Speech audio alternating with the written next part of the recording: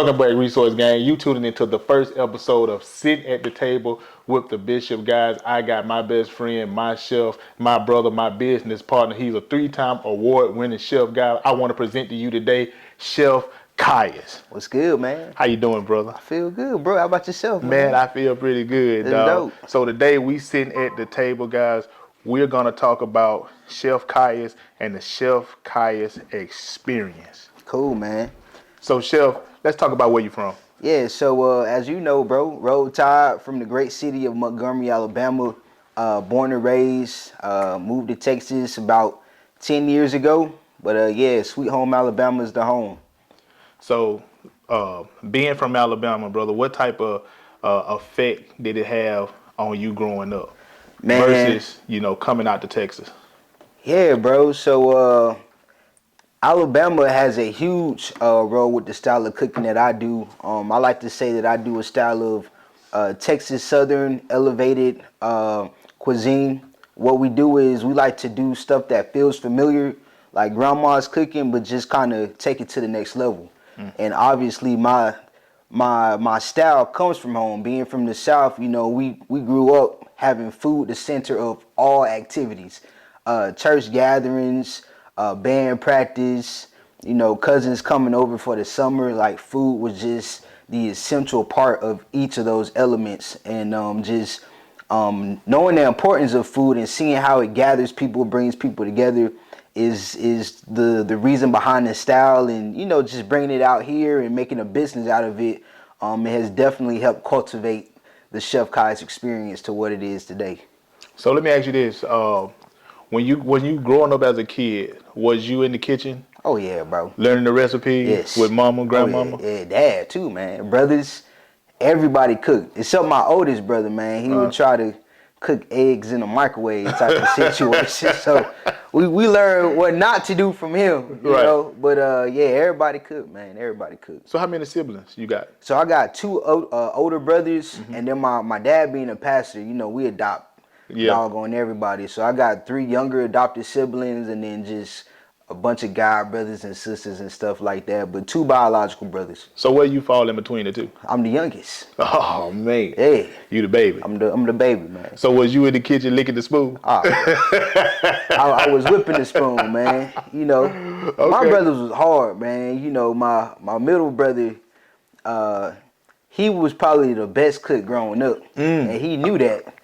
And anybody that know middle children, they menace. I'm a middle child. Okay then. So I ain't no menace. He's a menace, man. I ain't no menace though. You know what I'm saying? So he knew he was doing, the good stuff, but he would kind of tease it, make you do, big brain, go clean my laundry if you want to bite. You know what I'm saying? He playing them games. He played them games. So, me being who I am, I ain't trying to kiss your foot, bro. No.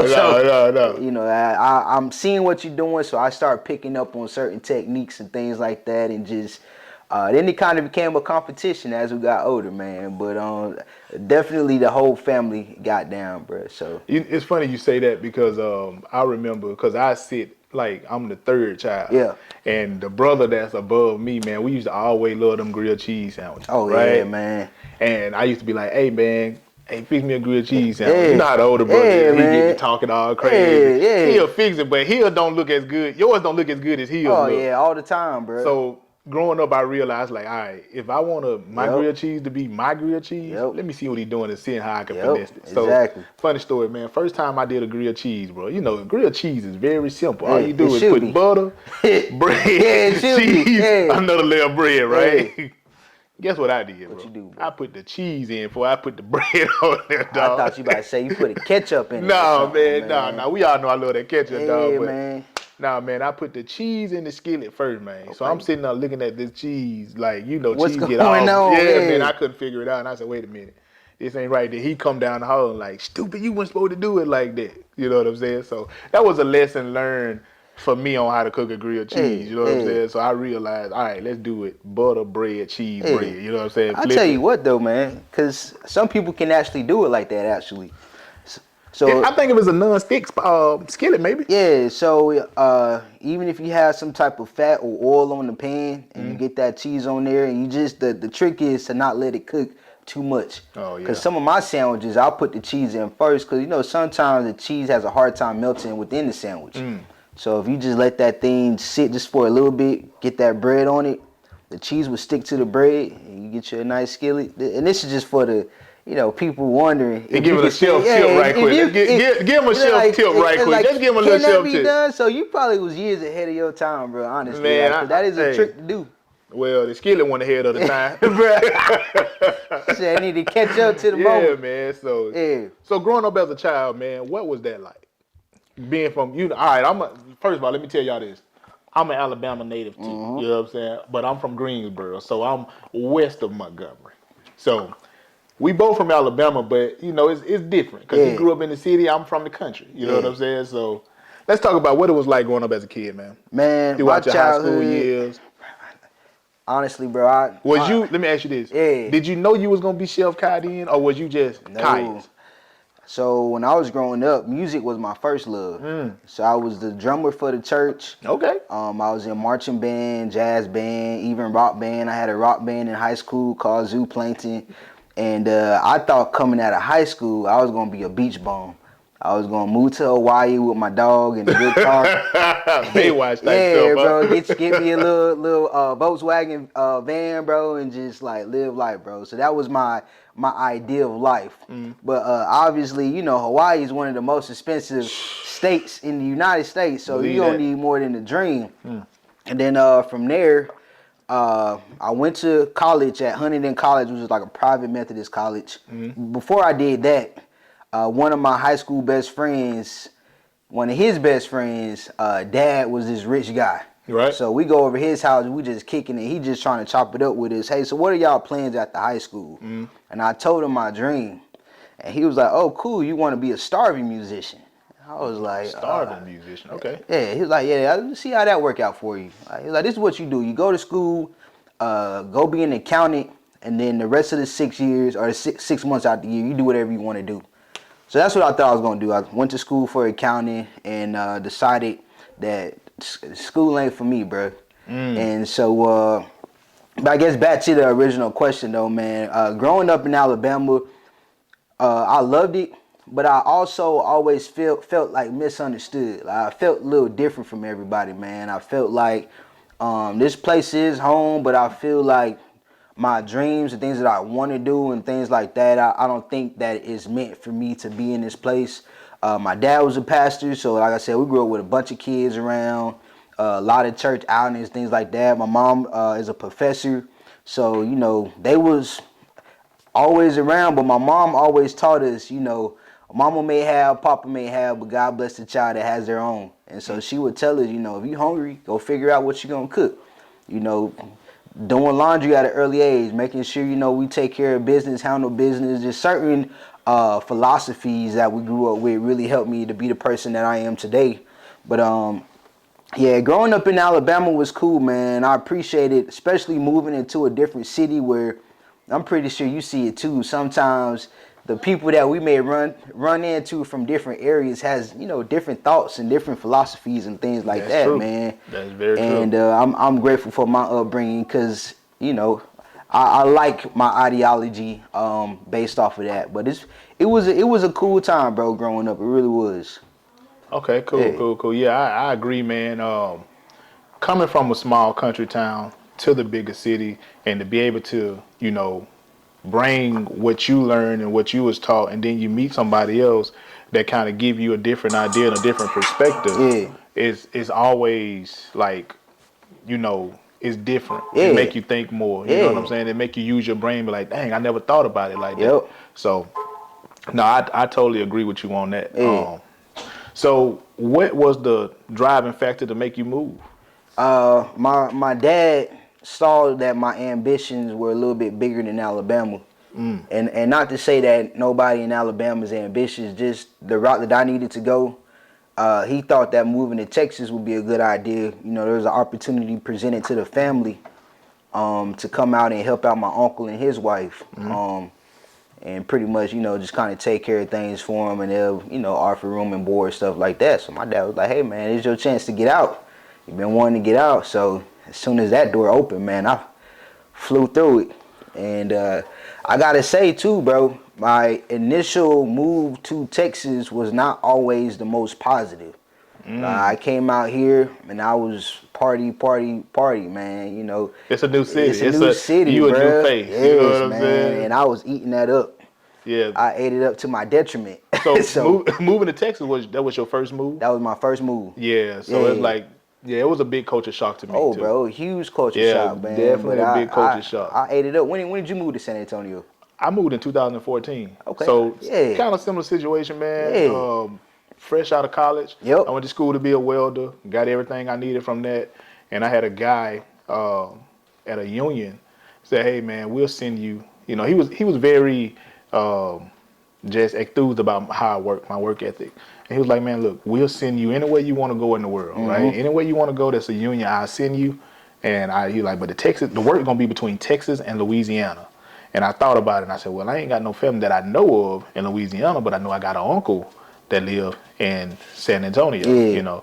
So the opportunity was presented, man, and just like you, I bust the door wide Oh open, yeah. you know. Yeah. So I was highly grateful, man. I got down here and I just never stopped. I Yeah. didn't look back. This year make 10 years being Same, down man. here, That's you crazy. know. So We probably got here the same time for real, yeah, boy, man. you'll be man amazed on how many people I have met Yeah. that have said like I'd have moved down here around the same time you Yep. moved off a similar, opportunity. Yeah. You know what I'm Yeah. saying? Yeah. So nah, that's cool, man. So Yeah. what is your routine? What is your morning routine now that you in Texas? You done got down here. So what is Kai's routine? What is Chef Kai's routine? So we do something called the morning brew. Me and my guy Gilberto. Okay, shout out And to Gilberto, shout out man. to Gilberto. And it's kind of built off of mimicking this group that I used to be in called the Morning Meetup with David Shands.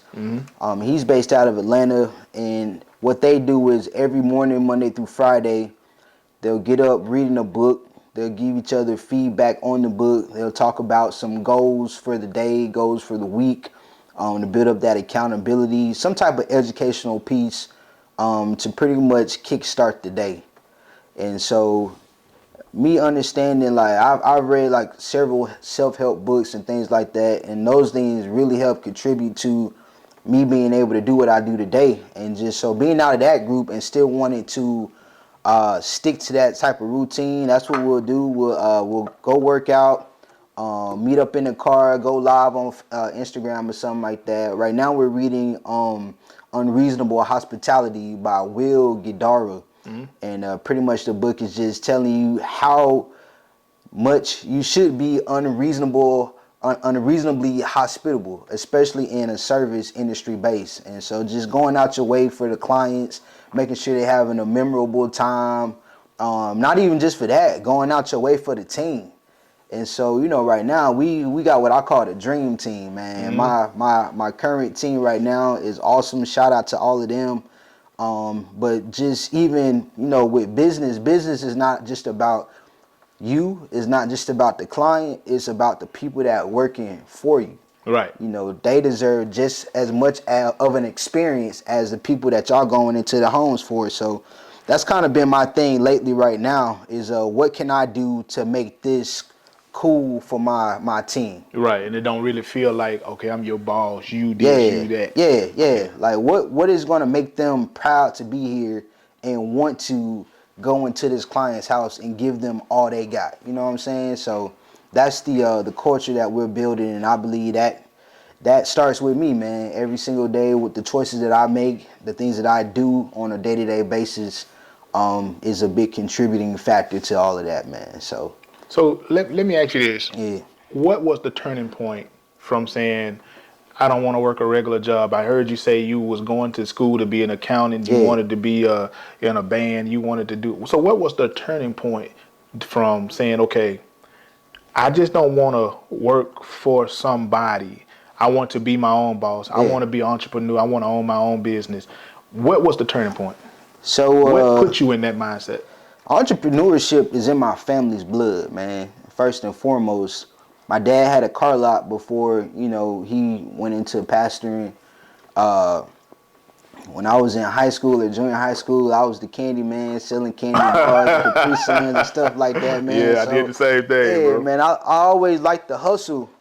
But moving to San Antonio, and realizing that, you know, I love music, but that wasn't my gift. That wasn't my specialty. Food was something that came a little bit more natural Yeah. to me, man. So Come from licking that yeah, man, spoon. looking at spoon, stirring the pot, Yeah. that was something that and it's just based off of a lot of people, different people coming up to me and just letting me know, like, man, this food tastes like Momo cooking, and this is Oh, this and yeah. this and that. So I tell you one specific time though, I was a server at a not Longhorn, Logan's that was off of 1604 in Calabria. They shut down, but I was working the double, and on my break, I went to Freebird's burrito spot. And I wasn't even hungry. I just wanted a place to go on my break, charge up my phone, drink a beer or something like that, just kick it. Right. And I went in, man, and the whole ambiance, this was my first time going in here.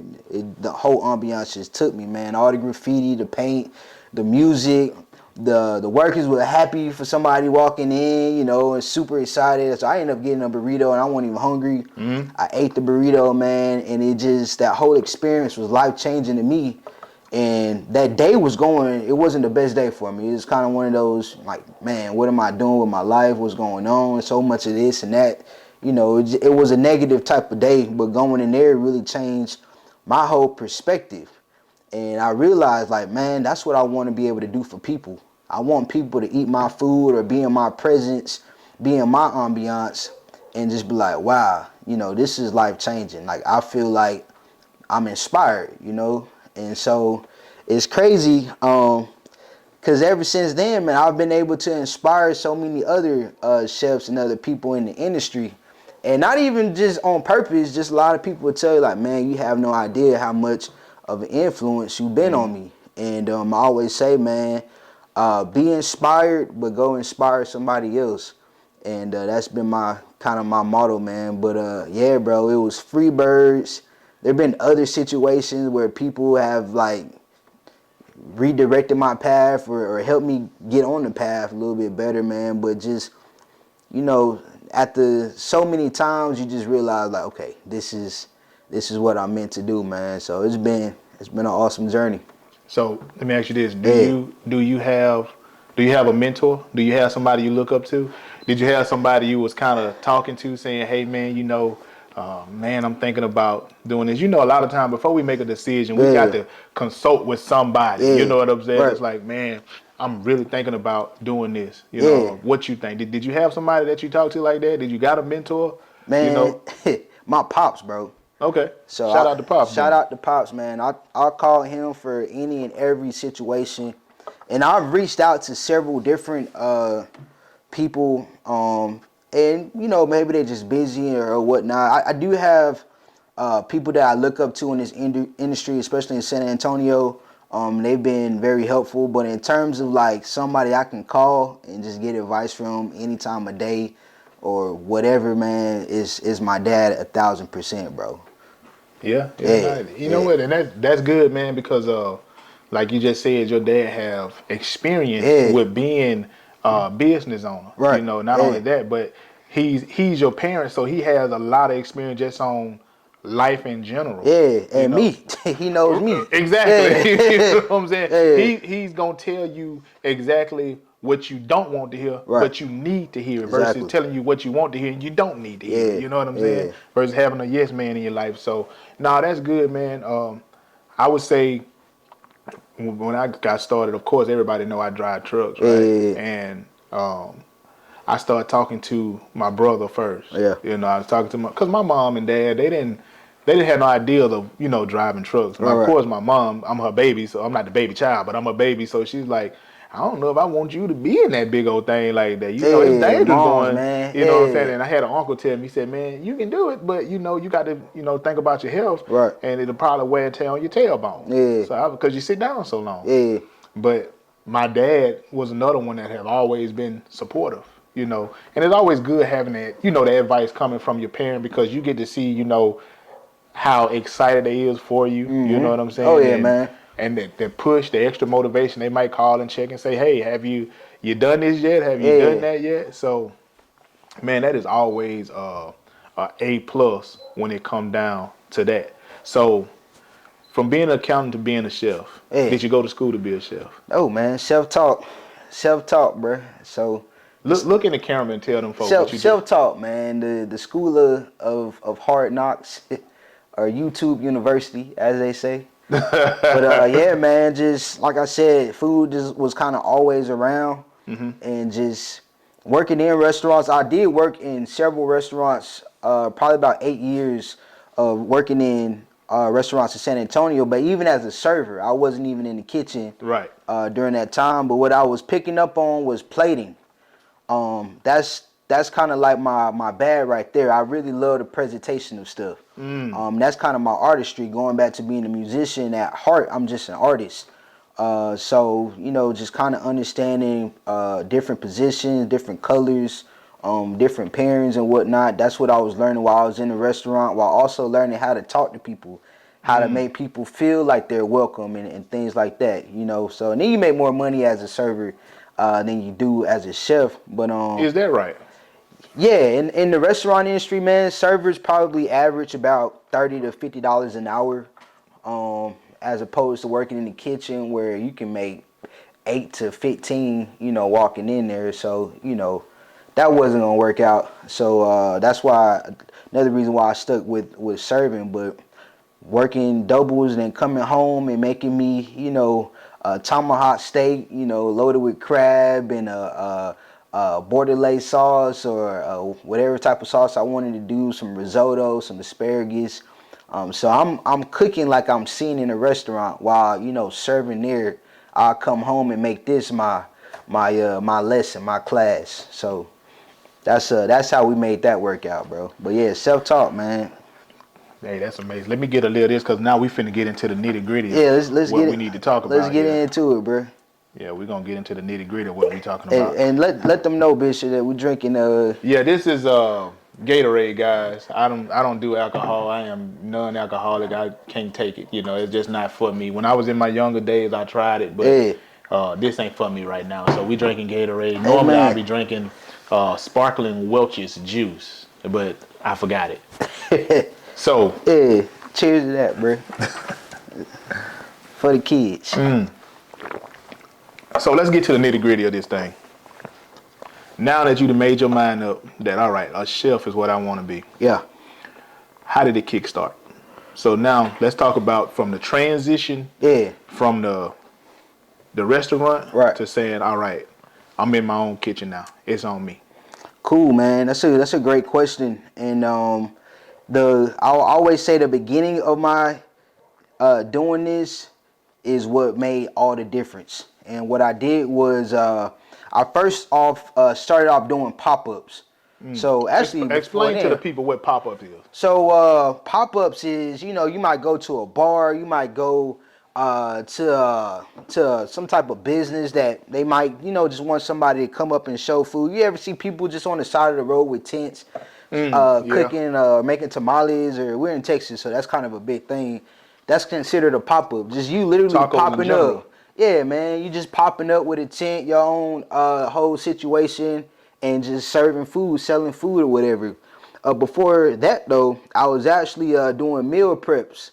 I was as a server, I'll be serving, and people will be like, "Man, I see you cooking all this food or whatever. How can I get it?"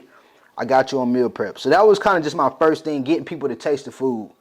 That was From your there, introduction. my introduction. People can see you cooking all day until somebody can taste the food and validate that you are who you say you are. You know what I'm saying? And it doesn't even make a difference. So and even before that, I had a food truck. There's so many beginning points, but I would say for somebody that's wanting to start this, get into a situation where people can at least just taste the food, and that's how you build up, a clientele base. From there, then I'll start worrying about, the name of the business, getting licensed, getting your insurance, things like that. But the most pivotal part of my career was joining a group called the Chefs Collab. And the group is not together now, but what it was me linking up with other chefs who are also in the beginning phase of their career. And so what happened with that was you had somebody like me that was like really big on plating already. You had somebody over there that understood the business aspect of it. You had somebody over there that had the kitchen. You had different people. We're all at the beginning, but we all had something special to offer to the pot. So instead of me trying to learn how to get my license on my own, or how was I going to get in the kitchen, or the money aspect of the business, we was all linked up with different people that could all kind of help accelerate that learning process. Right. So anytime somebody is new, I always tell them, hey man, like dive into the community. Find your community, find the people on your team. That's a good key point right there. Yeah, dive into that community, and by doing so, even if y'all don't stay together, that's still a pivotal part, because like I said, you're accelerating the learning process by not trying to learn it all on your own. Teamwork make the dream work always. And that's what I stand on that. You're 100%. Community is always going to get you further along than you trying to do this solopreneur thing, is the term they call it. You trying to do it by yourself, man. So yeah, that's pretty much how I was able to kind of break into it.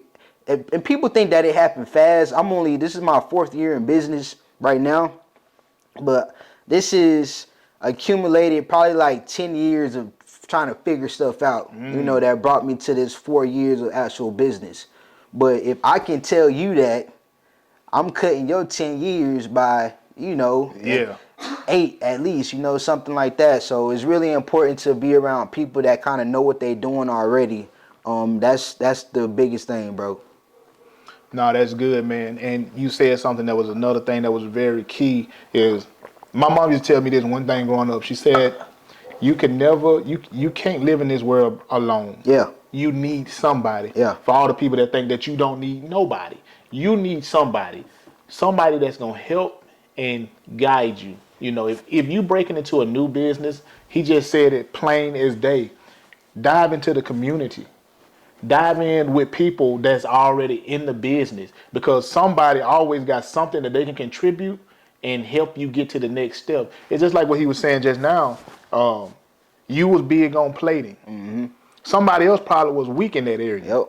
Somebody was big on business. Somebody else probably was weak in business. Yeah. You know what I'm saying? So it's always being able to have somebody that you can call on and say, hey man, how do I go by doing this, versus doing it by yourself. That probably could set you back from 10 to 12, maybe 15 years, versus, if you get with a group of people that's like-minded. Now, don't get with anybody. Yeah. Don't get with no doggone fools. Because you can get with some fools, man, and you'll be upside down.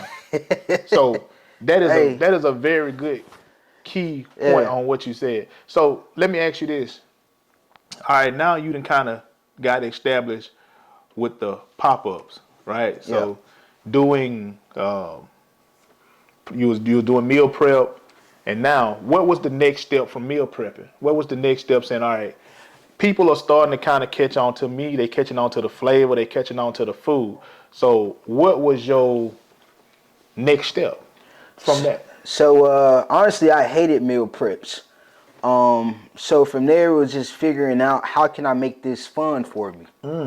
What can I do to make this enjoyable? I know I love cooking. I know I want to make money, but I've counseled out meal prep is not what I want to do. And so that's when we moved into the pop-up phase. Well, let me see how my interaction is with being able to serve people face to face, because I knew that's really where I was good at. I'm a server, or that customer interaction. And plus, I want to see your reaction when you had the food.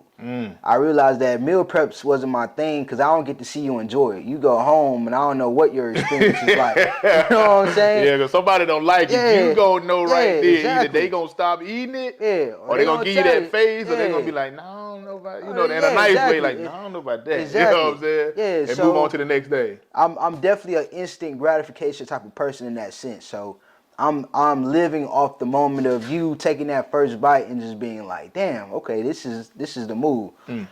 So from there, pop-ups don't make money though. It's a process. It's a process. You just said, it took time to get to where you at. So exactly. This is the process to getting to a 3-time award winning. Exactly, So exactly. talk about it. So realizing pop-ups, this is fun. This is energetic. Mm-hmm. You know, you in the bar life, people is, you know how people are after they leave the club. Yeah. Food is on the mind. They just ecstatic. They're energetic. It's fun. But like I said, you're not making money from this. So what can I do to build up my craft? I'm already at home making these, elaborate meals. Mm-hmm. My pop-up meals weren't like that. My pop-up meals were something that was centered around being club style Right, food, yeah, just pretty after the much. club food. And now all Exactly. that tastes good after the club. Exactly. So it's like, okay, well, if I'm, considering myself an elevated type of chef at home, how can I translate that into a business? So it's crazy because, COVID had different effects on people. For some people, we all lost somebody. It all hit us Oh, yeah. in a negative way. But for me, it was also my blessing because I lost my serving job. I was in the restaurant. My restaurant was one of the restaurants that shut down. And so I'm like, okay, cool. What can I do to still make some money? Boom. Bring the restaurant experience into people's homes. And so that's how we had So you transitioning now. completely transitioning now, man. And like I said, I've already got the plating down. I know I know how to do table settings because I've already worked in the restaurant industry. I've already been a server, so I know how to present meals. I know how to course them out. I know all these things that I've been learning on my own at home. And now COVID's happening. It's like, okay, now what you gonna do with it? This is your opportunity. People can't go out to eat no more. So what can you offer to the people? The Chef Kaius experience was born August 2020. Had my first client, this couple, they were celebrating their anniversary. Did a whole nice table setting, and we was getting the unemployment checks too at the time. Oh, you boy. People blowing them, you know what I'm saying? And that was a good time, man. That was a good time. A lot of people just collecting these checks and they going on vacation, they doing all this stuff, I invested into the business, bro. I bought all my plates, all my chargers, glassware. My first few dinners too, I wasn't charging what I should have charged. I charged a lot less just so I could get the experience. That's the learning curve. Exactly. And just from there, man, being able to start off serving 2 people to this week, we're going to be doing the sneaker ball, and that's going to be like 250 to 400 people. So and still keeping that elevated style. So that was the whole transitioning from meal preps, understanding I don't like meal preps, to the pop-ups, understanding pop-ups are fun, but they're not money makers.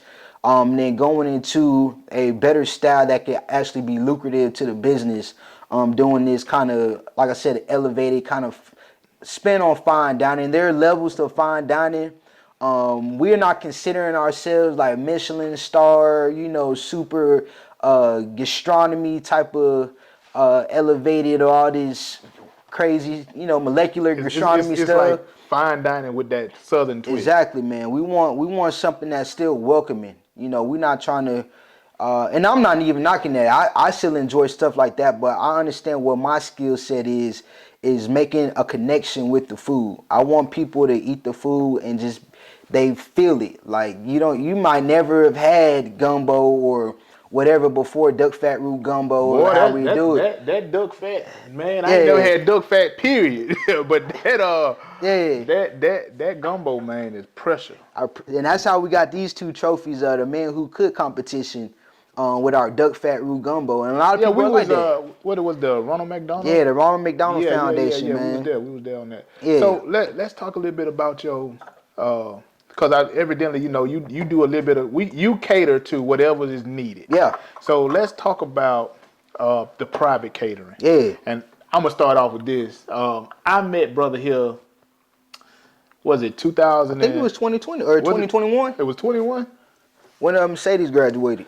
So I think it was 2021. I met Chef Kaius for the first time. He did an event for us, right? He did an event for my wife. He came through and did a private catering event for us for a graduation celebration. And the first thing they told me was, he's from Alabama, so y'all go speak that Alabama language. Yeah.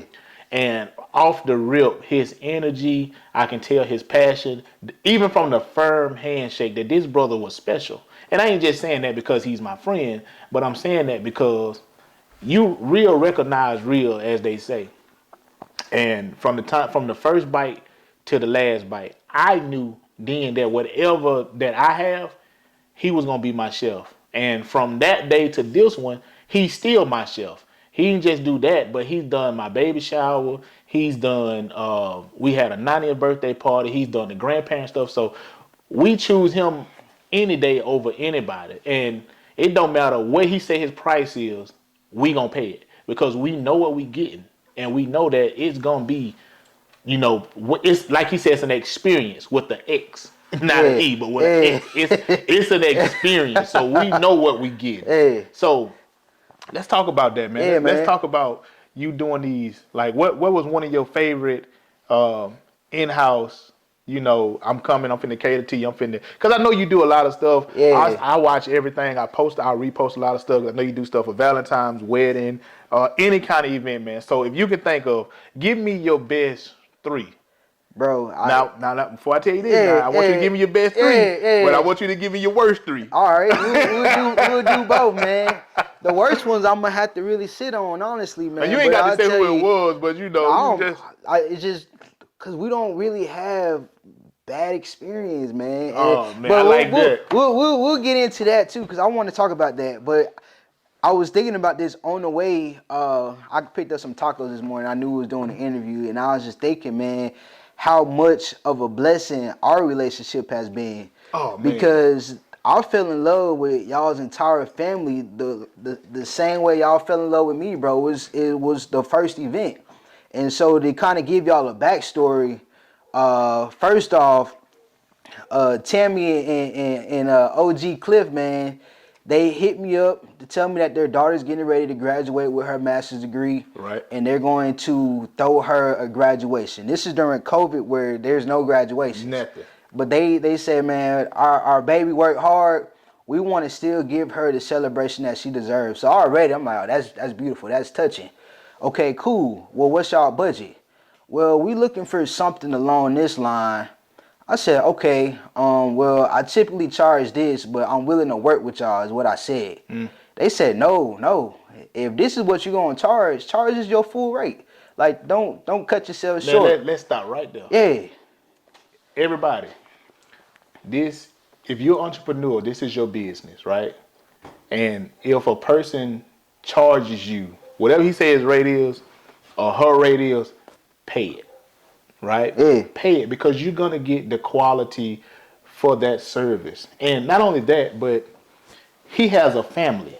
He has bills, right? So he still got to make sure he cover his overhead and put some money in his pocket, right? Yeah.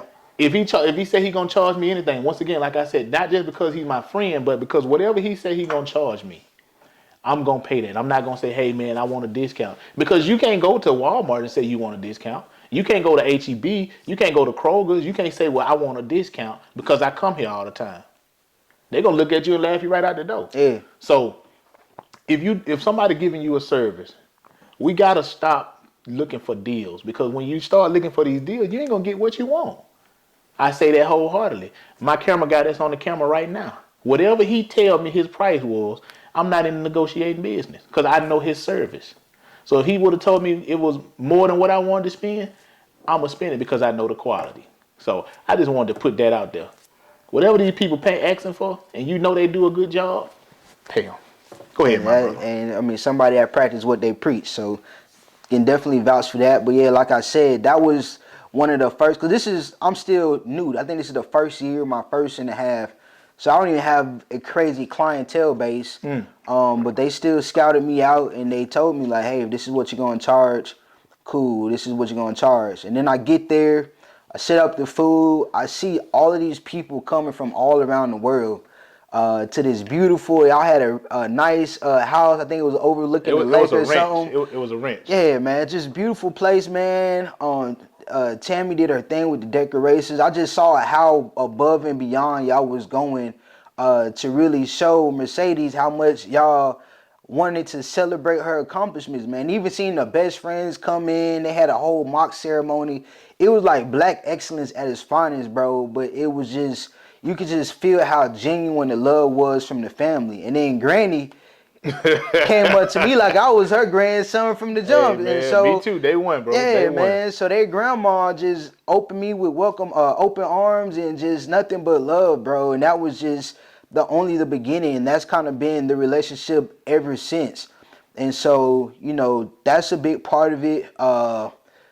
Another big event was another day one client, the Reeds, Octavia Reed. She and her family like followed her cousin. I didn't know it, but they just celebrated or buried her brother. And I think this was the second brother that they buried that year or something. So they was kind of in the mindset of life is too short, man. We got to start living life now, celebrating each other now. And so she had brought her cousins into town for about 5 days. And I did breakfast, lunch, and dinner for them each of those days. Wow. And this was a lot of work. Yeah, that's 5 days. And that was my biggest job at the time. So I think I charged them maybe like $6,000, $5,000 or something like that. And that was my biggest number at that time. And, I had somebody who had them as a client before, and she was kind of telling me, oh, they cheap. They're not going to pay it. They're this, that. But I didn't go into it with that mindset. That's you, whatever. I'm going to charge you what I charge. This is going to be a lot of work. Right. She paid the money, whatever. But what made that moment so special was also seeing how they loved on each other as well, man. They prayed for every meal. They laughed, they cried, they danced. People don't realize it, but when you in these people's home, man, you're seeing their most vulnerable place. Like in a restaurant, people can act however they want to act. They can come dressed nice, they, sit up tight, and when you in somebody's home, this is like who they truly are. Right. And so I'm a fly on the wall, and I just get the chance to see people at their most vulnerable moments. And it was just nothing but love, man. And maybe my third was going to Colorado. I had a client, the Kowalskis, they sent me out to Colorado for like 2 months. I remember. Yeah. I remember you. We talked about that. Yeah, man. You told me you had to go out that way. And that was crazy. I didn't even think I was capable of doing something like that, because that was literally 2 months straight of breakfast, lunch, and dinner for different groups of people that I did by myself. So the team wasn't even formed at this point. It's just me, bro. Yeah, because I think when you did ours, it was just you two. It was just me, bro. So the you team had it looking like it was 3 or 4 of y'all in there. Man, and that's why we charge the way we charge, man. Whether it's me or me with a team, bro, you're gonna get that quality. Like, I stand on that. And doesn't matter how big or small the event, I'm gonna put my all into everything that we do. But those are probably the 3 best events. My worst events. Let me tell you, one of the best events you catered for us was that 90 party. That one I failed and slipped that knee out of brunch. play. Yeah, man. I slipped that knee out of play.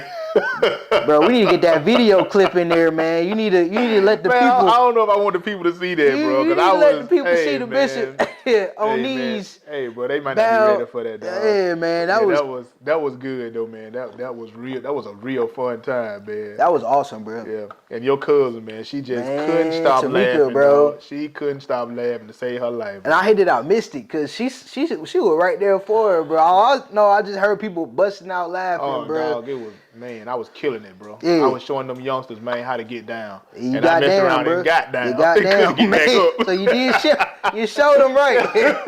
I got down and couldn't get back up. I gotta be real careful, because they probably don't even know that our things wasn't going the way it was supposed to be going. They don't even know we ain't calling no names, so you know what I'm saying? They don't know. They had a very specific menu, we'll say. We ain't even got to say the menu, because you say the menu, they gonna know. Yeah, man, they gonna know. But things just wasn't going right, man. And this was a very special day as well. So I'm just like, dang, man. And even at that, their family, they come from money, so they're used to the fine dining and all this stuff. So I'm just like, man. So when you did this one, was you by yourself, or did the team was? Nah, I had one of my guys with me. Because we want to talk about the team forming too. So we'll talk. Go ahead. We'll talk about that after the 3 whatchamacallit. Yeah. So things didn't go out right, and so I had to tiptoe. I left. everybody's happy, but people are happy, they nice, you know what I'm saying? Right, You right, won't right. know how they really feel until you try to get a review out of them or Uh, whatever. So I even had my assistant at the time hit him up and ask him like, hey, you know, did things go to your liking? If not, you know, we could maybe offer you a intimate dinner or two or something to reconcile or whatever. I'm already thinking about how we gonna fix it. You right, know, right, right, right, without even knowing, they didn't even think nothing was wrong. right. I was like, oh, this was fantastic. You know, X, Y, and Z. And the same thing happened again. They booked me again. And so I don't know, man. So do you feel like is that something on your behalf or is it something on them why you keep having this same experience Well, I will say with the E this. and not the X? I will say this. That's kind of a good point. They want a specific menu that's not necessarily my style. Is one Oh, thing I would say.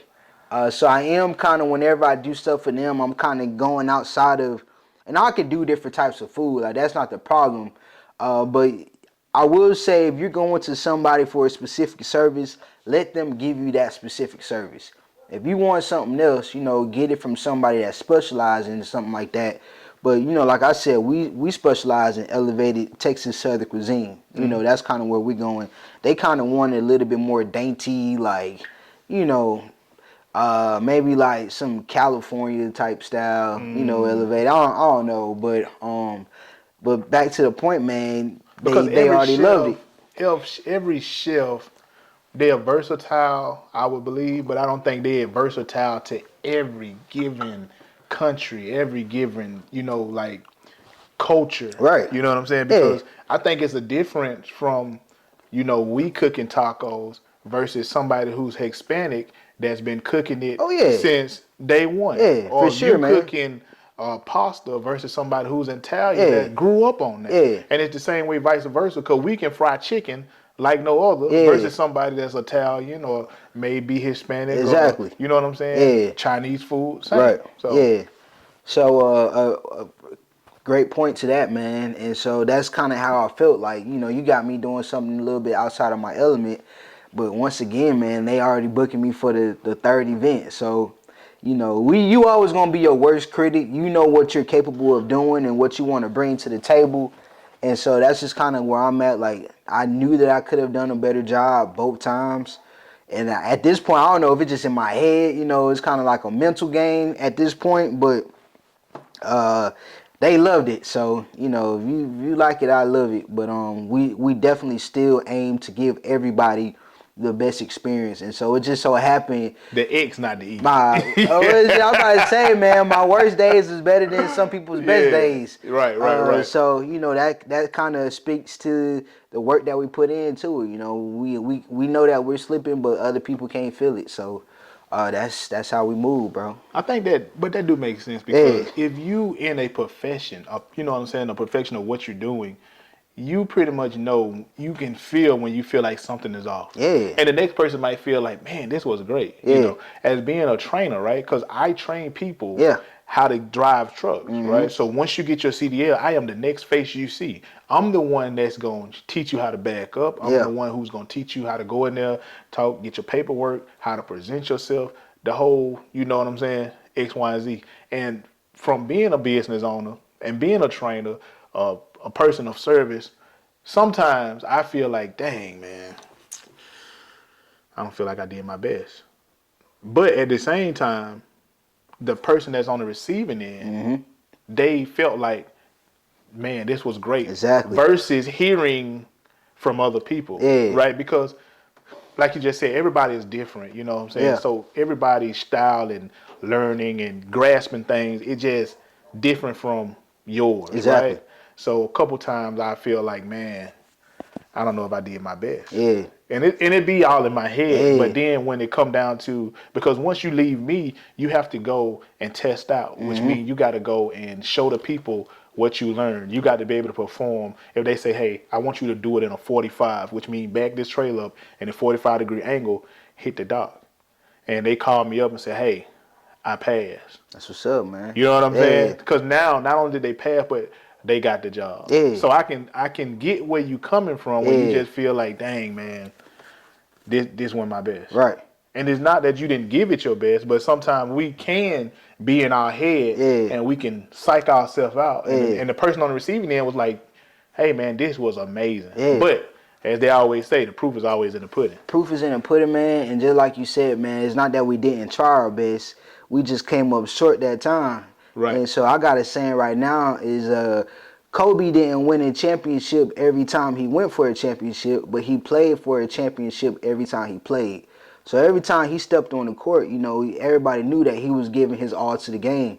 Whether he won or he lost, you know, that had nothing to do with it. But people like that you can just know that they put their all, even on their bad days, bro. Like I said, they do better than most people do on their good days. So I think that just speaks to your heart, bro. Like where you coming from with it, you know. Yeah. You put in the work, and the results show. Even when you falling short, man, the results still show. So let me ask you this. yeah. How hard is it to adapt to when you find yourself in one of those situations where it's like, man, this is way out of my comfort zone? Yeah. So how hard is it to adapt? Because I think me personally, when I'm in the kitchen cooking and I'm doing something different, right? I'm just like, man, you know, you see the recipe, you might see the video online, and it's like, how can I do this and still put my spin on it and still make it good? Man, some things. Because you said, right, that you know that you was put in a situation where it's like, man, this is out of what I normally do, you know. And sometimes it's just that, bro. Some things is just out of your will, bro. You can't. Ain't no fixing this, man. You just gonna have to, you know, either not serve it or just, you know, try to let them know ahead of time. Like, look, you know, this is our first time doing this. Especially I've had clients that on the spot. Hey, I got some quail legs in the refrigerator. You mind just cooking that up randomly? You know, so things like that where we Is that an up price? Nah, man, because at this point the tab is already taken care of. And okay. Sometimes we do things to, you know, just add more value to our guests without charging them. So I take, you know, sometimes that happens where a client might, hey, we got some stuff in the. You know, we in Texas, man. We might got a snake in there, got, you know, raccoon or something. You know, what can you do with it, chef? So you know, sometimes we come up top with that. Sometimes we fall short, but in situations like that, I just try to really excel in the other areas where I know I'm in my bag. You know, we might have messed up on this random item, but let me make sure everything else is just completely perfect to where this is kind of just an afterthought. Nobody's thinking about that because everything else is so well, you know, we're not going to even focus on that. So you can't let that one dish determine the whole experience, bro. You got to make up in your mind, okay, if this one's going to be bad, I got to work, you know, 1,000 times harder to make sure everything else is going to be excellent. So that's kind of how we try to handle those situations. So let's talk about the team, man, because I've had the chef by himself, and I've also had the chef with the full staff. Yeah. So let's talk about the team, man. How did the team get formed, man? Man, because I can only imagine. Business is business, right? Yeah. You get people, you lose people, you get people, you lose people. It's almost like a revolving door sometimes. It is, bro. So, and I know I've seen Desmond, you know what I'm saying? I know you've had Desmond for a while, you know what I'm saying? So out of everybody, I think Desmond and Mia is probably the only two I've kind of seen you with over the past 2, maybe 3 years. Yeah, man. So Desmond and Mia are for sure my rocks. So let's talk about how did you get the team together? Like, how did you put this team together? Man, just word of mouth, man. So, Mia being my cousin, she kind of took over Tamika's role when Tamika left. So you saw Tamika first. Tamika was my suit in the beginning of it, and then she relocated, and then Mia kind of stepped up. And then Mia ended up going to school. I also had my boy Chef TJ. So I had a good starter team, but people started moving and things started happening. So I'm seeing the growth of the business, and also in these entrepreneurship groups, they telling me you need to be able to scale this business, and you can't scale it without a team. You know, if you can't even do 2 events at once because you got to be everywhere at once, that's impossible. Right. So, you know, if you want to be able to make this thing grow, you got to be able to have some more people. So I just simply put it out there, and the Reeds, the people I talked about earlier, they're retired military. Right. And they had this friend Desmond Robinson. They also knew he was from Alabama as well. Something about that Alabama Something connection, about man. that Alabama connection, bro. They told him, they say, hey man, there's this chef from Alabama, young guy, but he's super talented. You know, you should link up with him because he was also on his journey of the culinary. So he's in culinary school, and I finally just put it on Facebook, man. I'm growing the team. If you are interested in doing some part-time work, you know, hop on.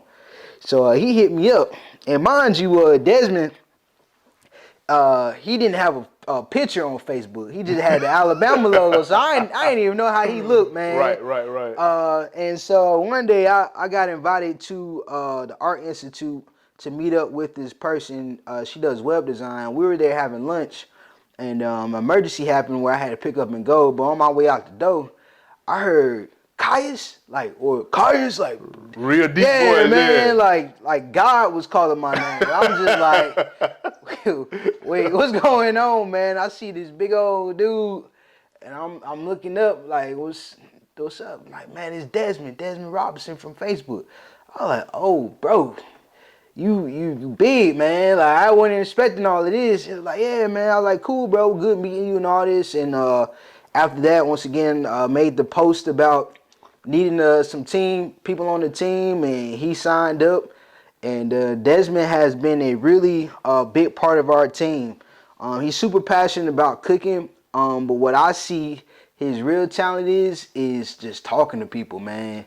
Yeah. Just talking. So anytime we doing our competitions, he's kind of like our front door guy, man. We'll put him in front of everybody, draw the crowd in, Yeah, just Desmond is like 6'8" almost. You know what I'm saying? 6'8". Real deep voice. Yeah. And he's gonna catch your attention. It don't matter what's Exactly. going on. If Desmond open his mouth, he catch your attention. Not just his voice, but he's so tall. So it's like he's like the center of attention. Everything, man. So and then from there, Mia, of course, is like my favorite, bro. Like, I love Mia. She's like a little sister, but not only that, she is a soldier, bro. Yeah. Anything I need, we can be up, 3 o'clock in the morning, still trying to put stuff together. She's still positive, still great energy, and helping me getting the job done, whatever that means. So she's a big part of it. And we have 3 others that's recently joined. We got Chef Tiara, she's a CIA graduate. We have Aaron, and we have Matt. So Matt, we met at a Men Who Cook competition. He was the one that did the pulled pork sliders or something like that. Okay, yeah. So he joined our team after that, and then Aaron, her mom owns Jack Potato. I don't know if you're familiar with Jack Potato. No, I'm not. It's a business out here. They do like stuffed potatoes with different toppings and whatnot. That sounds interesting. Yeah, man. I think he's at the River Center Mall at that. So if y'all ever there, y'all go out and support. But she has a more refined, or she's going for a more refined look. So she wanted to kind of work with somebody who does stuff like that. So that's why she's on the team with us now. And yeah, man. We call them the dream team, bro, because, I mean, we get things done together, bro. Everybody has a special element that they add to the team, bro. And together, man, we get stuff done, bro. Hey, man, funny story with Desmond, man. And I always joke with him every time I talk about this. So we had Grandpa's 80th birthday, right? And y'all came out. It was you, Desmond. I want to say, was it 2 other people? There's 2 others. Yeah, so it was you, Desmond, 2 other people, man. And so I think you was in the kitchen, and Desmond was out, like, setting everything together, putting the finishing touch. And the funniest things I ever seen was when I seen Desmond grab that parsley and he poked his lips out, looked under them glasses. Yeah, bro. big old dude, bro. I mean, he was softly spreading that parsley. I said, my boy I know he's gonna be good. The way he was so passionate about just sprinkling that parsley over there, I was just dying laughing. And me and him just had a moment right there, and we just laughed about 10 minutes straight. Bruh. And that was just the beginning of something beautiful between me and him. Yeah, bro. Man, that was so funny to me, and I crack on him every time I see him do that. So let's talk about these awards you got here. Yeah, man. So this was the first one right here. the best burger, People's Choice, the Burger Showdown. All of these competitions are This local based. was this 2023 or This was was 2023. okay? So I know one of them around the end of 2023 because we was there with you. well, these were actually back to back, bro. This was our second competition ever. This was the third one, and they were actually the days apart, like a day apart. So literally, we're doing this event, and my first event I did, or my first competition, we didn't win anything. We had people coming up to us talking about, man, this is a fluke. There's no way y'all didn't win nothing. So let's talk about that, man. Let's Yeah, talk about that because everybody have a moment in their career, especially if you're doing any type of competition, where you feel like you gave it your all yeah, and you walked away with nothing. yeah. How did you feel and how did you bounce back? Like Well, what made you say, you know what, I'm gonna go harder? full transparency, I did not give the first event my all. Oh, Yeah. okay. So what Let's put happened it out was there. that same day I had an actual I had a client. I had a drop off event, and this was actually a paid for event. So these competitions, you pretty much pay to play. Like You got to spend some you money to gotta make spend some some money. money, to just kind of put your stuff out there. So my focus on was actually taking care of the client because they actually paying for these services. But not to say we still didn't. I mean, we still gave a really good product, so much to the point, like I said, people were coming up to us and like, bro, there's no way y'all didn't win. But in my mind, I already knew a million things I would have done better for that event, but I just wasn't able to because, for one, I was late. I had my team there setting up while I went to go drop off the stuff, and I came back right when it was time for showtime almost. So I didn't have my hand on the presentation. I didn't have my hand on how certain things was with the food was supposed to be. I let other people take care of that, and it wasn't to my standard that I would have had it. And I just peeping all this out. But at this point, we gotta feed 300 people. So at this point, just giving them food, like they gotta eat something. So that was the mindset there. But I knew moving forward, if I want to win, I can't, let it be an afterthought. This got to be kind of on the forefront. So with this competition, with this burger, I practiced this burger like 3 or 4 times before we even got to the competition. Oh, so you was well prepared this Well time. prepared, bro, for all of these awards, and that's kind of been like my thing. Preparation beats anything. Back in marching band, my band director will always say, "Hard work beats talent." So it don't matter how talented you are, if you're not willing to put in the hard work for it, somebody who is working hard is going to outdo you. So I figured, how can I have the upper hand? Because one of the chefs in this competition was one of the chefs that's been winning all the competitions like as of recently. New kid on the block now. Yeah, I'm the new guy. So I'm thinking, okay, I mean, I'm gonna do my thing, bro. So we're gonna see what you come up with. What what Cat Williams say? On paper it might look like you better than me, but when we stand, neck to neck, we're gonna see who's gonna take the hit. So practice this burger a few times, put it on the TV station. They called me to the TV station to help promote the event. So that was another time of me making the burger. And then even the day before, there were some things that I changed, just to make sure it was right. So this burger, we got People's Choice, which was the #1 award. They had People's Choice, Critics' Choice, and the other one was just kind of like honorable mention.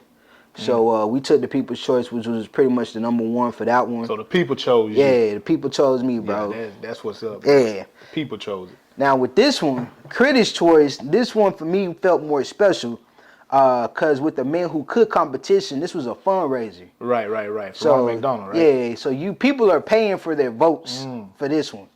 If you got People's Choice, it's because you got some millionaires or somebody in your pocket dishing out thousands of dollars to vote for you type of situation. Which not to take away for the people that did win, People's Choice and whatnot. It was just y'all for real that knew me there. Yeah. Yeah, a lot of these other chefs, they had their sponsors and things like that showing up. So and that make a big difference. it makes a huge difference. You got a sponsor, because I was looking at the numbers. Yeah, bro. As people, pay to vote. Yes. You see it on the screen, and you just seeing with people 4,000, 5,000, Yeah, 20,000. votes. It's like, man, we can't. You know, it's hard to. Yeah. What You you know, gonna do, yeah. man? You know, Put the like whole 20. mortgage I down? ain't got Yeah. 20,000. You know, Yeah. if I had it like that, Yeah. yeah. But you know, Yeah. Lord, 20,000, Yeah. 30,000. I'm like, man, this is crazy. Yeah, But well, this was that type of event though. So right, this is right, my right. first time. I didn't even know what the expectation was, but I saw it, Mm-hmm. you know, for sure. But Critics' Choice, it was cool because you was even there. We did the duck fat root gumbo, and how it worked was every chef had to bring the dish up to the judges. Right. And so there was a moment to where the judges would give feedback after each um, chef group would present their dish. Right. And so it was crazy because I think maybe by the second round of chefs, we had already given our stuff. One of the chefs up there was like, man, all I gotta say is, based off that gumbo we just had, there's no reason why they shouldn't have more money on the board than what they do. And when I heard that, I looked at my team. I was like, oh, I think we just won. Like, if the judge is saying this in front of everybody, like, she's like, based off the money that y'all are putting on these people's votes, there's no reason why that gumbo should not have more votes than they did. So in my head, I'm thinking, okay, that's got to be a good sign of something. So pretty much they walk off, they calculate their votes, and we did get Critics' Choice, which was from the judges. So that was cool. And this one is the Titans of Tailgate. Oh, And this one now was, that's a different thing to be a Titan now. man, Titan of Tailgate. So this one was super special, man. This was 33 of San Antonio's finest chefs. I'm talking about James Beard Award nominated, acclaimed chefs. I'm talking about worldwide restaurant owners, multiple years in the game. Some of them have even been assistants to me, you know, helping me out, whatnot. All of these people are in this competition, bro. And once again, I'm the new kid on the block. New kid on the block. Yeah. Making noise. Make it known, bro. I made a post the week before saying, you know, humble enough to know that everybody don't know me, but smart enough to know that they never gonna forget me. Yeah, And I put like myself that. in a position I to like where that. you're not gonna, you might not know me now, Right, but right. you ain't gonna never You forget. never forget them flavors you just Yeah, had. bro. So with I think I remember seeing y'all set up. Yeah. I think I was in Kentucky that week, and I was seeing y'all set up on getting ready for that event. Oh man, it was awesome. The initial dish that we was gonna do for this, I let my team try it out, and it wasn't a winner, man. They wasn't like, wow, you know, and they had already been there for the other trophies, so they telling me it's not wow. I'm like, dang, like what do we need to do? And at first it was a hit to my ego, like what you mean this ain't wow?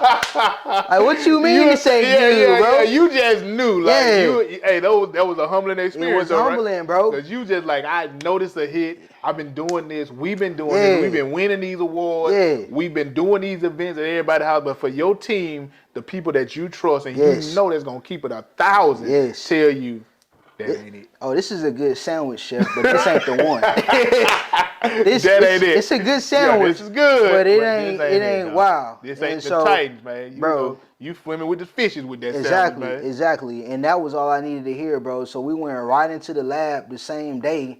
By the next day, had the dish that I put together, bro, which was the 5-cheese smoked buffalo dip mac and cheese with a grilled chipotle honey wing on top with a little bit of ranch, Doritos, and bacon all in there, bro. Something simple. Hey, this thing was next level, man. I tasted it. I already knew when I tasted it that this was it. I let my homegirl, Chef Ashley, shout out to Piece of Cake.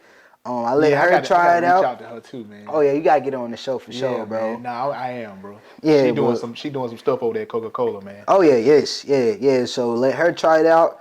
Boom. She said it was a winner. Let Mia Gilberto come in, try it out. Oh, this is by far the winner.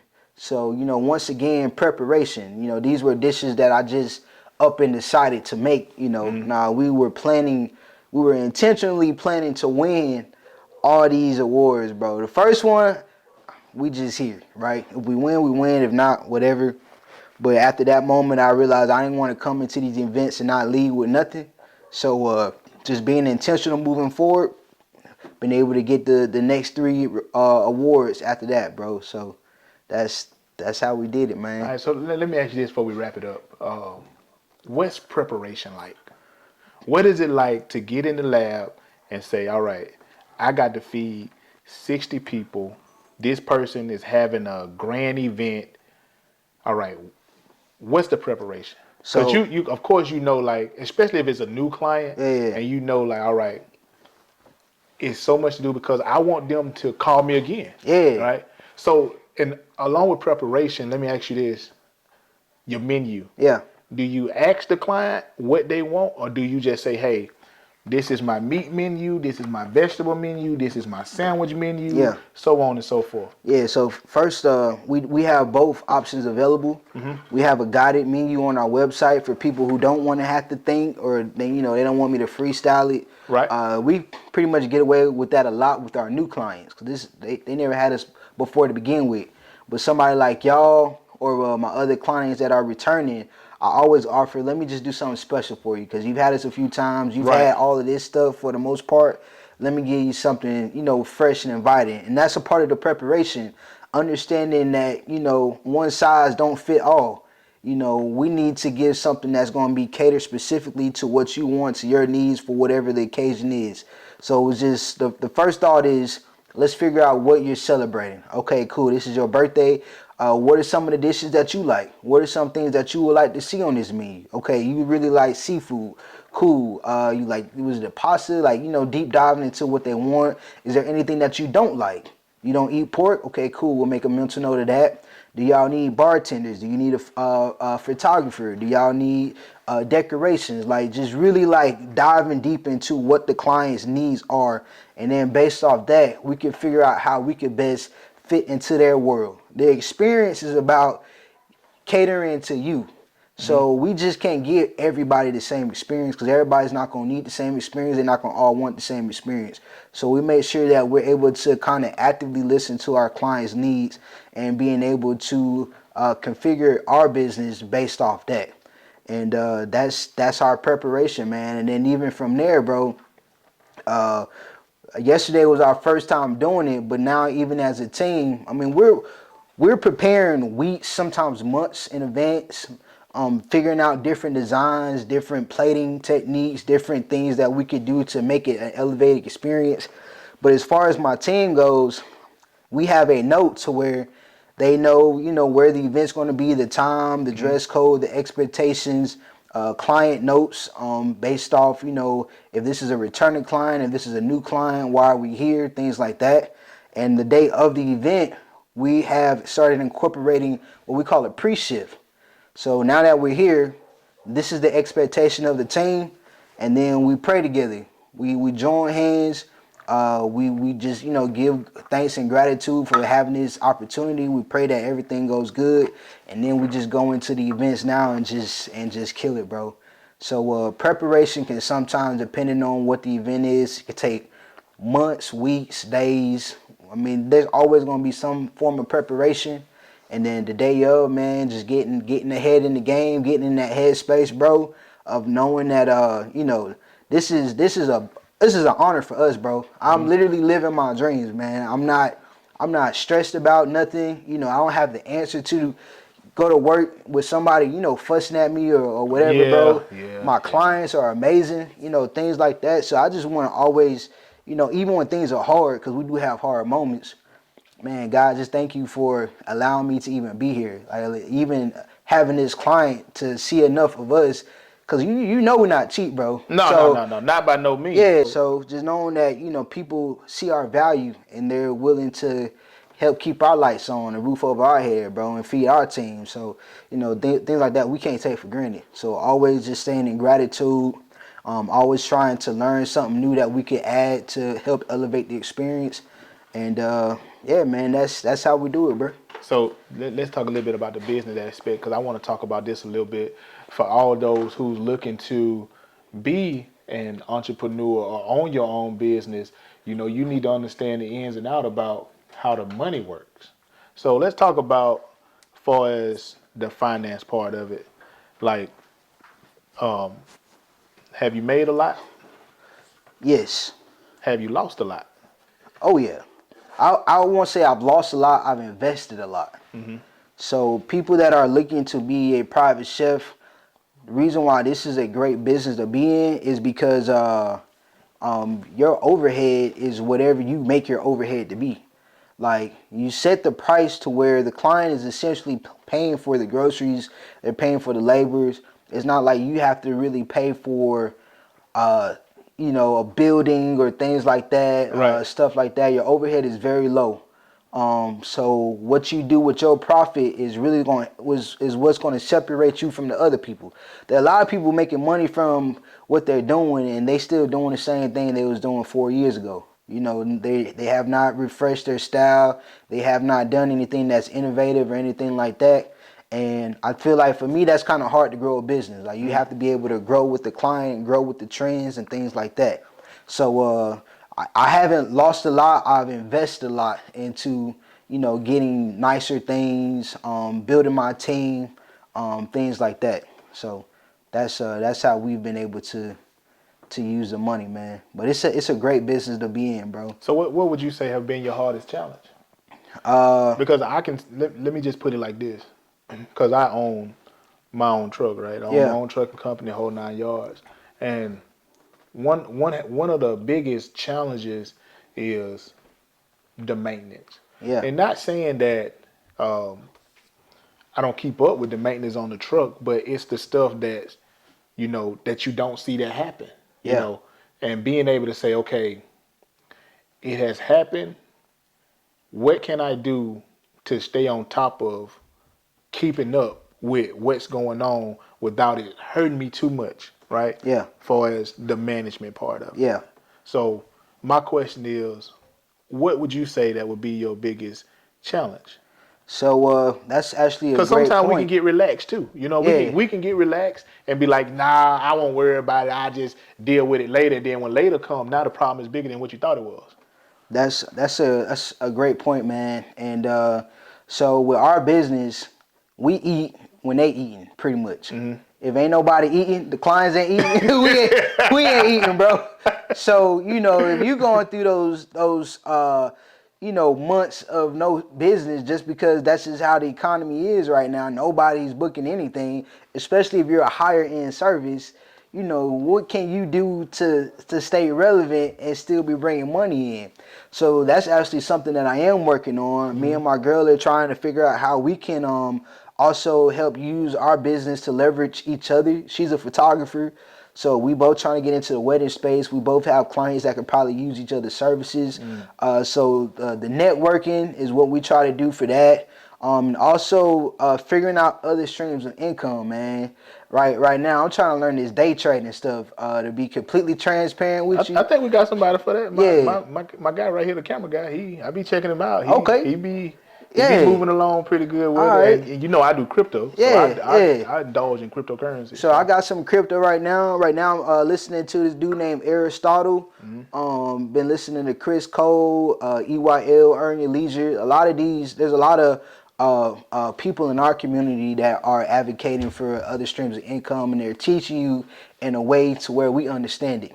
So that's just something that I'm knowing. Like the business is good, but it ain't always good. No, it ain't. And I'm a truck driver, and I can say Yeah, this. Trucks make the world go round, but it ain't always good. exactly. So you So just gotta just figure out a way to stay creative and yes, relevant. yeah, and figure out them other streams, man. This can't be your only thing going on, man. Well, So I remember you said just now, you do pop-ups, you was doing meal prep. Do you think yeah. you'll go back to that, or that's just a Oh thing that kind nah, of helped bruh. catapult it? Now pop-ups I don't mind, but once again they don't make money. And meal preps don't really make money either unless you're doing hundreds of meal preps. Yeah. With that, you need the clientele that even want that. So those are things that you can do. It might take time to build up the clientele to where it's profitable. But me, I don't want to dilute my business. I feel like me kind of offering that type of low end service kind of takes away from the experience almost. You know what I'm Now we saying? going to the E and not the X. Exactly. And now we're going to the We going to the E and it's not the funny X. because when I Yeah. first started, it was EX, bro. So now we in the experience. You know what I'm Yeah. We take saying? the E off now. It's all Yeah, about we here now. yeah. So we try to figure out other ways, getting connected with these Fortune 500 companies to the collegiate groups. We're trying to diversify the way we're getting in money, but I think that's probably the challenge and what we're trying to figure out now. How can we keep the flow coming even Right. when things are slow? So is because I know you just said like it's not like you got a gig, you know, day after day Right. or week after week. So I guess it's kind of like you really have to strategically make sure you manage the money Oh because yeah. not only that you have to pay employees, Yeah. but you also have to come home and Pay the pay the bills. bills. You Yeah, know what I'm man. saying? Hey. Along with trying to keep up with your equipment because Exactly. at some point you do upgrade your equipment. You Yes. want to upgrade Yes. you Yeah. might break a spoon, you might break a spatula. You know what Yeah. I'm saying? But you still got to have the money, say, Yeah. okay, I know I got a big event coming Yeah. up, and I don't just want to go buy a flimsy spatula while I'm on the job and it Exactly. tabs, so I got to go get something with quality. Right. So is it kind of hard managing the money because once again, this ain't a day-to-day thing. I know you have good months where it's Yeah. like you working week after week, Yeah. but at the same time, it's like, okay,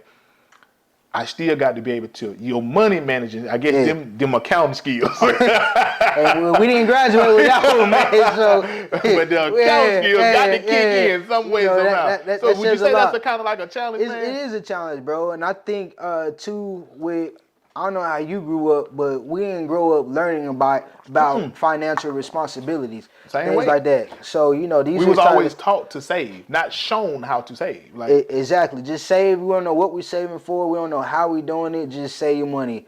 And and it's been proven that the money that we're making now is not what our parents was making. oh no, we in So two different times. we two different time periods. Money is two different conversations. But I do see our generation self-teaching ourselves the proper ways of doing things. So for me, yes, it is absolutely a challenge. But what you do for a challenge, you just lay down and just hope it go away. No, you figure out ways to fix it, combat it. So that's kind of where we are right now, figuring out ways to when it is slow, what we need to do. And I guess to go deeper into your question, too, for any new chefs or whatever, if you use the merchant account Square, they allow you to be able to separate your money before it even hits your bank account. So they allow you to have multiple accounts to where, let's say you get $3,000 deposit or whatever. Some people, oh, I got $3,000. Nah, what I have my Square set up to do is go ahead and separate my taxes, go ahead and separate what I'm gonna pay my team, go ahead and separate the food costs. Go ahead and put the money in wherever it needs to go. Right, And whatever hits my actual account, okay, this is what I know is safe to use. So if you have terrible spending habits, just Let's put talk about it. yourself in a position where you don't got the money. Right. You know what I'm saying? So I'm broke right now because I have Square taking my money out, and it's not hitting my account. So the money I have for myself, it ain't there. Yeah, But Uncle all Sam my, won't the heals. bills is taken care of. The client stuff is taken care of, things like that. And so that for me, I feel safer that way because I've seen, people getting these $3,000 deposits and they don't even show up to the job. There's been, you go on Facebook, people, the caterer ran off with my money, or anybody really. Yeah, that's So that's because they're mismanaging the money and they not taking care of business. So you definitely want to put yourself in a position to where if you have those problems, don't give yourself those problems. You know what I mean? guys. That is great. That is a great example of how to manage your money and do business. A lot of time we get money, right? And we think that, man, this is all mine before you have presented the service. Separate the money. I want y'all to know this. The money is gonna come. As long as you do a job and you do your job, your money is gonna come. But you also got to have that financial discipline to separate the money because anything can happen. Like he just said, before he even start playing with the money, he go ahead on and separate everything. And the main thing you want to separate is them taxes. Let me tell y'all something. Man.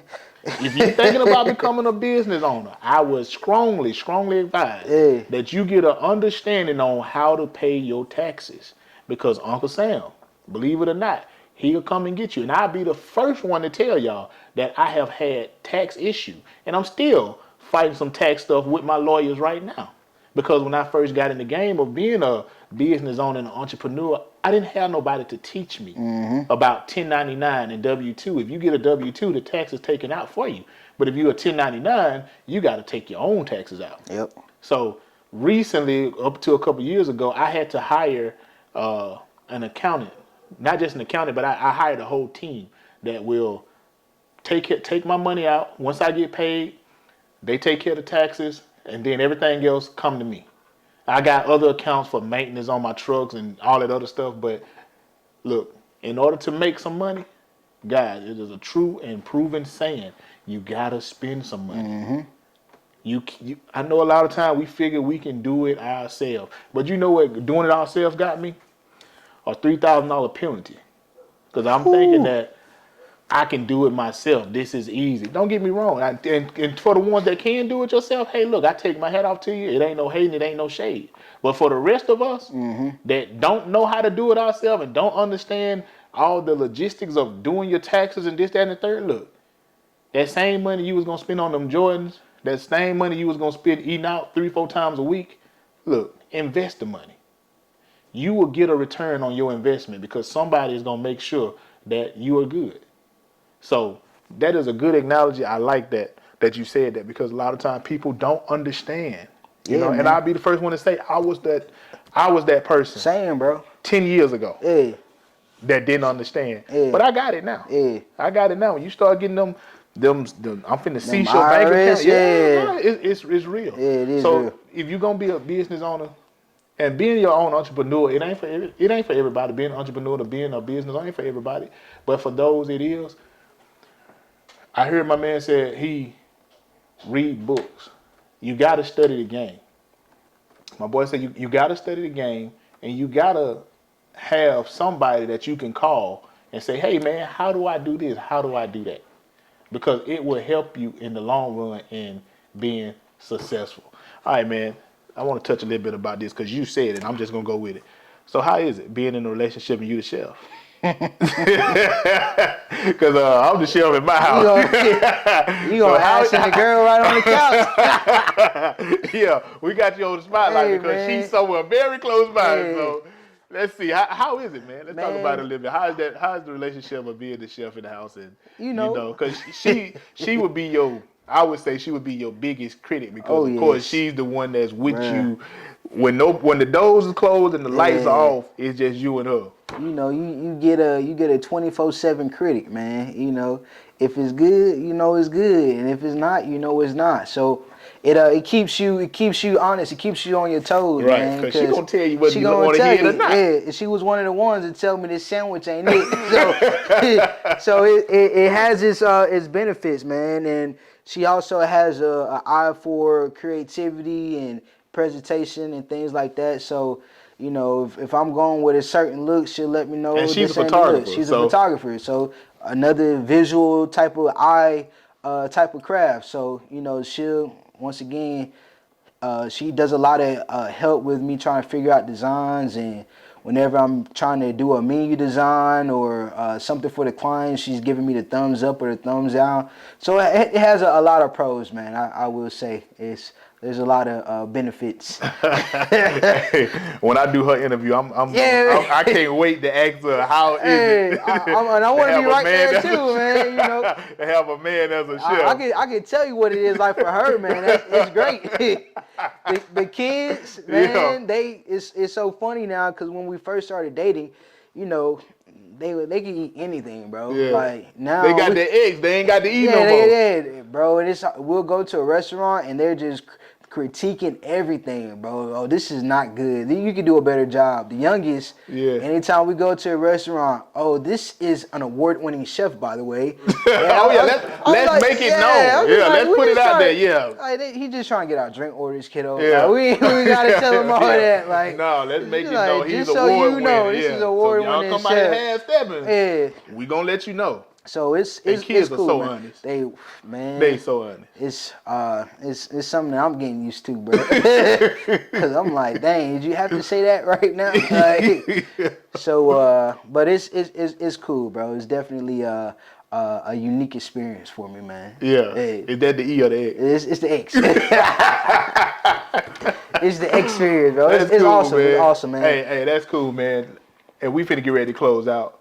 But for all the people that's willing, that want to be a entrepreneur, who want to start their own business and feel like, well, I ain't got that college education. You know Yeah, what I'm saying? Or I don't have this special requirement, but I'm so passionate about yeah, what I'm doing. You know what I'm saying? yeah. Because this platform is to, my goal is to promote, a service, right? Mhm. If you got a service, my goal is to promote your service to the world.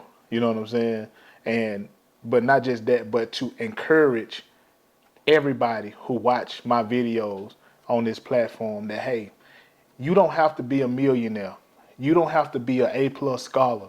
But if you got a passion and if you got a gift, then hey, pursue your passion and gift because it pays off in the long run. You know what I'm saying? So I want you to tell the people, give them your motivation on doing, what it is you love. And even if you don't worry about what you don't got, Yeah, but if you're willing to learn and put in the work, like you said, ain't about yeah, the talent, it's about the hard work. yeah. You know, what would be on the other side for them? A sense of freedom, man.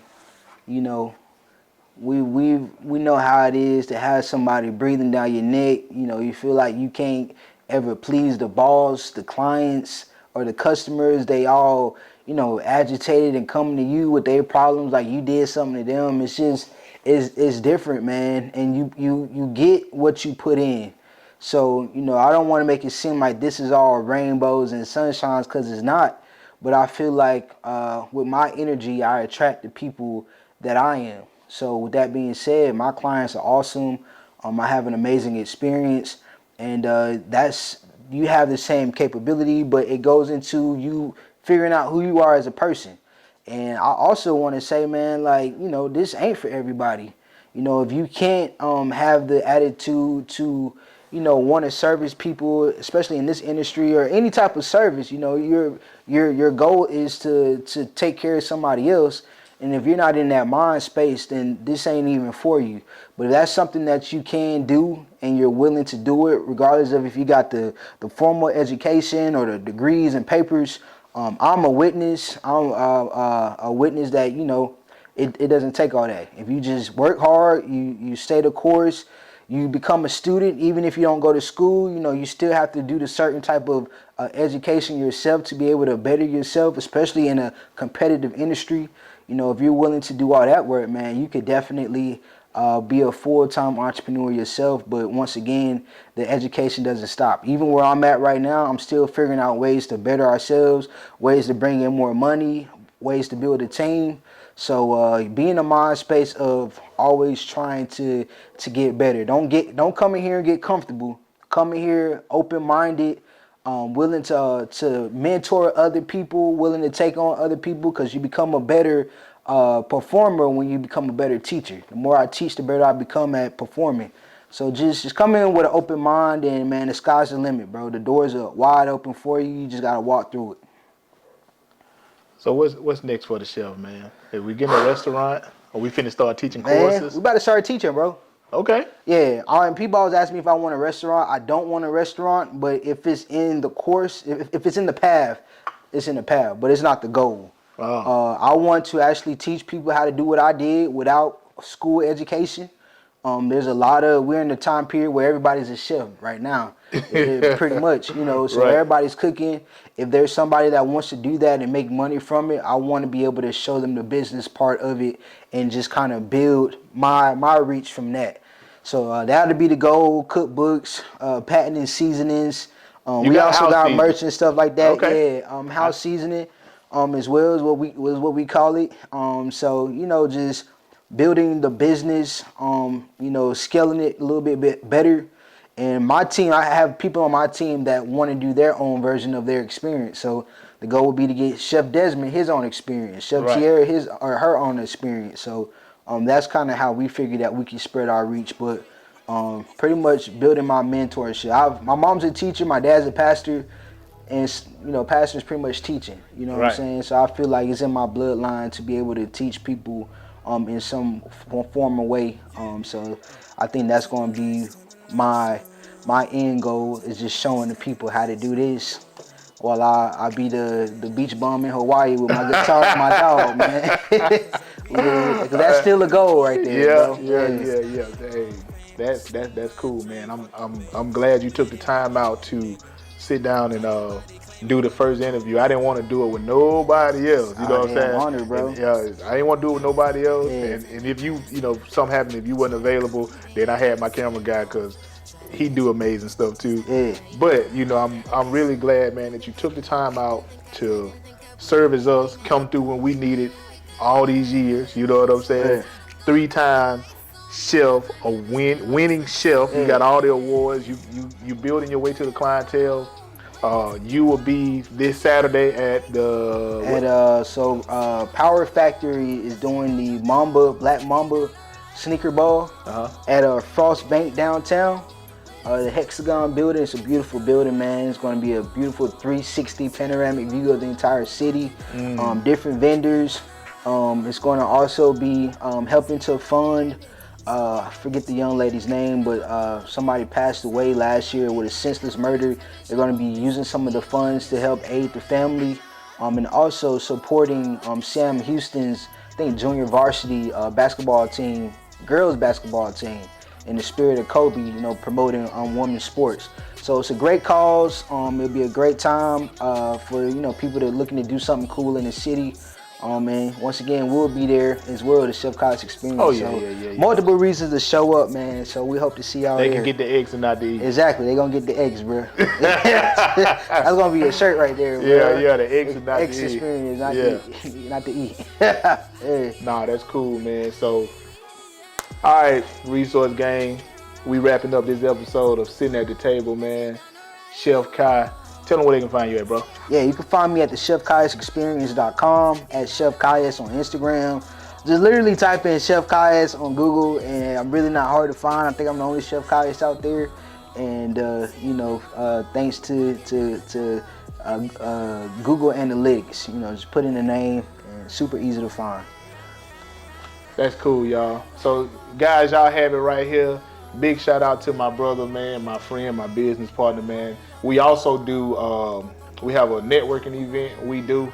I was doing it out of my house, but now it got a little too big for my house. So, y'all stay tuned for that. I'm going to be posting that when we going to do the next one. I want a big shout out to my camera guy, man, Cash Cut. The boy is cold, man. He did my intro video for all y'all that have seen it. So I got an interview with him that's coming up as well. So if y'all looking for that, photographer, videographer, he does that.